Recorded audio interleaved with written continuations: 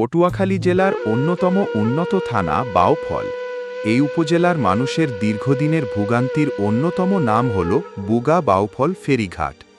প্রতিদিন হাজারো যাত্রী, শিক্ষার্থী, ব্যবসায়ী ও সাধারণ মানুষকে এই ঘাট দিয়ে নদী পার হতে হয়।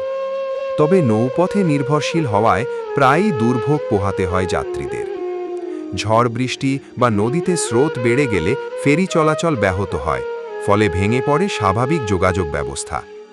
এতে শিক্ষার্থী ও কর্মজীবীদের পাশাপাশি ব্যবসা বাণিজ্য ক্ষতিগ্রস্ত হয়। স্থানীয়রা জানান, বহু বছর ধরে তারা এই সমস্যার সমাধান চান। তাদের দাবি, বোগা ফেরিঘাট এলাকায় একটি দৃষ্টিনন্দন ব্রিজ নির্মাণ করা হলে এই অঞ্চলের যোগাযোগ ব্যবস্থা আমূল বদলে যাবে। এতে শুধু বাউফল নয়, পুরো পটুয়াখালী জেলার মানুষ উপকৃত হবে। পাশাপাশি রাজধানী ঢাকা ও দেশের অন্যান্য অঞ্চলের সাথেও যোগাযোগ আরও সহজ হবে। স্থানীয় জনপ্রতিনিধি ও সচেতন মোহরও মনে করেন, একটি স্থায়ী সেতু নির্মিত হলে দক্ষিণাঞ্চলের অর্থনীতি ও পর্যটনে নতুন সম্ভাবনার দ্বার উন্মোচিত হবে।